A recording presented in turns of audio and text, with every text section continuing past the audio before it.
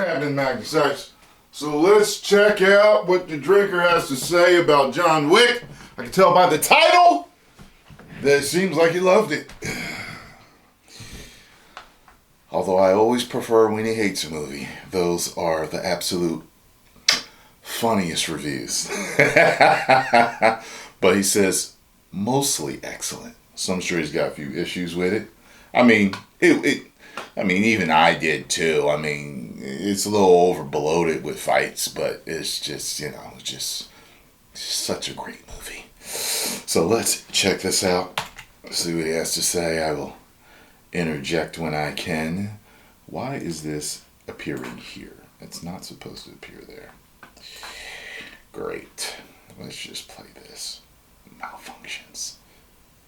The John Wick series is one of the most interesting franchises to come out of the past 10 years, especially because, let's be honest here, not many people saw it coming. The original from 2014 was a low-budget action flick when all anyone was making at the time were tentpole superhero movies. It had an inexperienced director and a middle-aged action star who hadn't had a hit movie in years. On paper, it should have been just another cheap, disposable, low-effort dumpster fire that went straight to Blu-ray, probably starring Nick Cage or Bruce Willis. Even the studio didn't believe in it, almost pulling the funding literally weeks before principal photography was due to start. Wow. But somehow the planets aligned and all the right people came together to deliver one of the best action films of the past 20 years, reinvigorating a genre that had run out of energy and ideas, and resurrecting the career of Keanu Reeves. It was cruel and brooding and violent, delivering impressive long-take action sequences that laughed in the face of bigger budget productions, set up a rich criminal underworld of elaborate rules and rituals, and forged one of the coolest and most iconic characters of the past decades. Yep. The sequel delivered more of the same, only bigger and more refined, doubling the box office haul of its predecessor and cementing John Wick as a viable long-term franchise, while the third movie amped everything up to 11 and went so far over the top that it became almost a parody of itself. But again, the box office haul was enormous, which left the filmmakers at a bit of a crossroads. Do you keep chasing bigger and bigger returns at the expense of quality and artistic integrity, or do you bow out while you're still on top? Well, the answer comes in the form of John Wick Chapter 4, a movie that could well be Mr. Wick's final outing. Or not, if the latest headlines are to be believed. Anyway, you're not here for box office speculation, so don your bulletproof business suits and let's do this. The film picks up sometime after the events of the third movie. John Wick's now recovering from being shot multiple times at close range and thrown off the roof of a 6-story building, because those are definitely the kinds of injuries that you can bounce back from. Anyway, the problem is that he's still excommunicated from the High Table, the governing body that oversees assassins all over the world. So naturally, he does what John Wick does best, and murders the leader of the High Table. But all actions have consequences, and the High Table sent one of their best men, the Marquis de Gramont, to take John down for good. On the plus side, Winston's able to fill in John on an ancient rule that he can use to his advantage. If he challenges the Marquis to a one-on-one duel and wins, his excommunication will be lifted and his freedom restored. Wow, that's lucky. It's assumed that he never told them about that rule in the previous movie because it would have been pretty fucking useful. The only problem is that in order to challenge the Marquis, he needs a major crime family to sponsor him. So he goes back to the Ruska Roma syndicate and asks them to sponsor him, but they'll only do it if he kills the man who killed their former leader.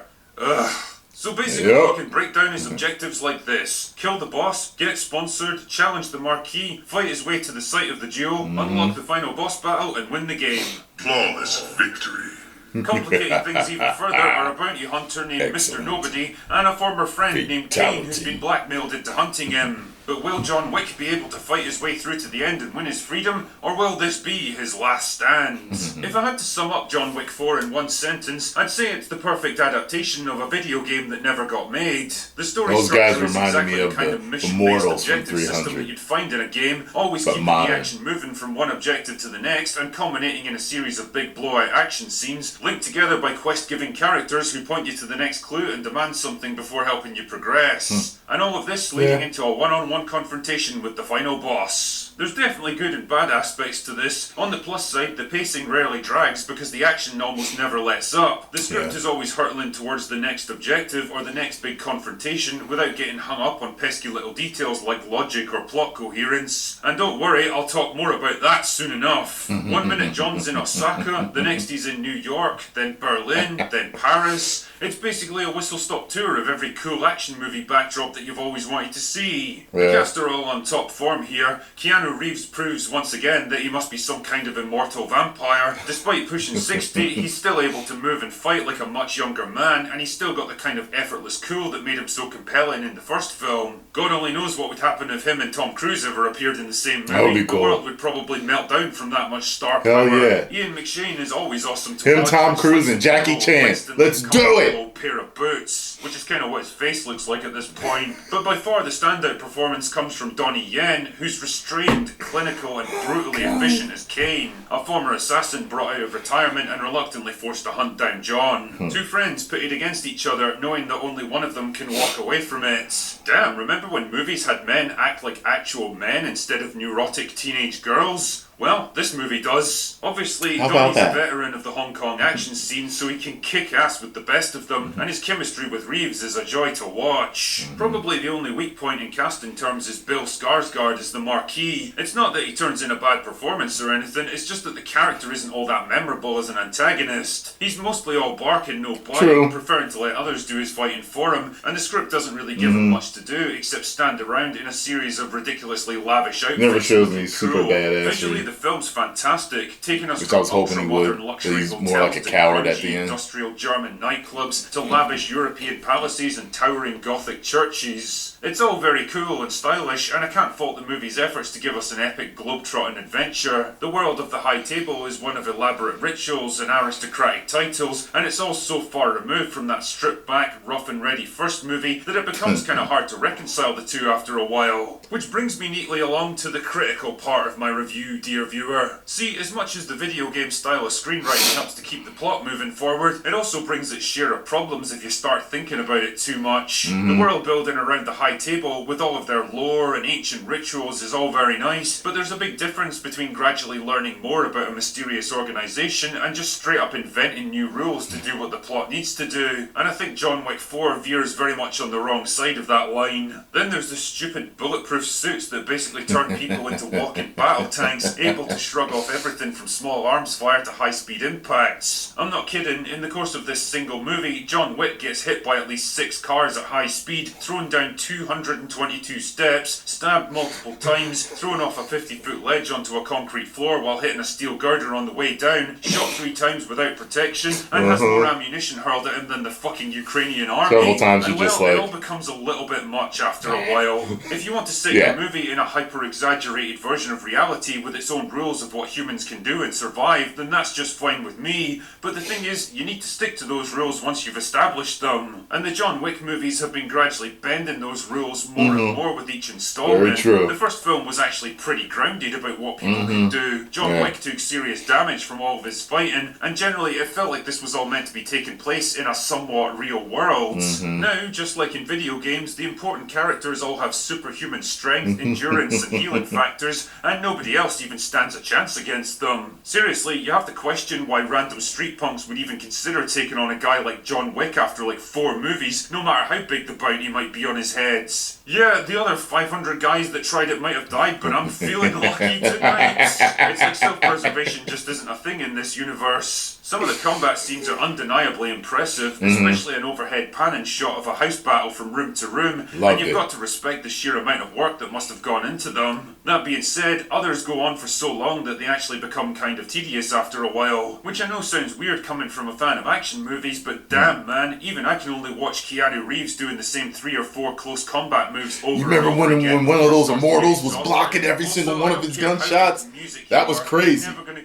They weren't just drone bombs, you know what I mean? Dancing without a care in the world while a literal gun battle tears through the place. The problem with a film series predicated on its technically challenging fight scenes is that every new movie is under pressure to top what came before it, but simply adding more of the same stuff doesn't necessarily make it better. If anything, it actually puts the quality at risk by forcing the overworked crew to cut corners. I found myself noticing quite a few scenes where actors missed their marks, hit targets they weren't supposed to be aiming at, and stuntmen who had to hold back and wait for Keanu to get into position. action. And believe me, I don't exactly have a keen eye for this sort of thing either. All of this is to say that while I absolutely enjoyed John Wick 4 and consider it a kick-ass action movie, I think in some ways the franchise has been a victim of its own success over the years, pushed to the limits of its premise by the endless demand to go bigger and louder and better. And I can't shake the feeling that this movie could have benefited from scaling back a little in some areas, focusing more on innovation and quality control rather than style and spectacle. But hey, I'll take this over the endless, soulless CGI shitfest we're subjected to on an almost weekly basis now.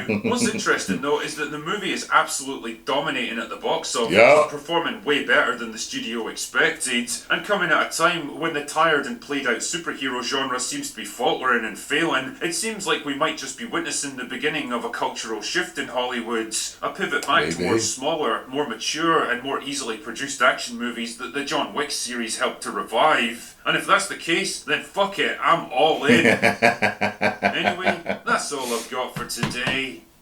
Go away now. So yeah, you definitely nailed it. Yeah, the superhero genre is faltering because they're woken everything up. If they just step to it, I bet you it'd still be thriving. You know what I mean? So, I mean, I guess there's argument that it is still thriving, but it's starting to die. Star Wars is on life support. It's just, you know. Anyway, though, yeah, that's the only thing with me. I felt that it was a little bloated as far as the fighting went, but, you know, look. It's a great movie. It's probably my second favorite next to the first. I'm going to watch them all again, right? And then I'm going to see it in 40X. I don't go see movies in 40X anymore because the majority of all of the movies that I would go see in 40X were all Marvel movies and DC movies. And because they've been woken everything up, messing it all up, irritating the hell out of me, I've stopped going to see the movies in 40X. So, because I loved this so much, I'm going to see it in 40X now. Yeah, I can't wait.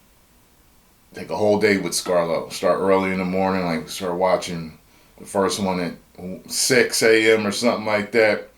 The next two in, and then go see that one. See if we can do it. Might be too many movies. Might be too tired. Might be like just no, go tomorrow. Well, let's split it up in days. Maybe we'll do it like that. I don't know. Go subscribe to The Drinker. Tell them Tyrone Magnus sent you, and I will see you in the next reaction. 10 million subscribers. Woo!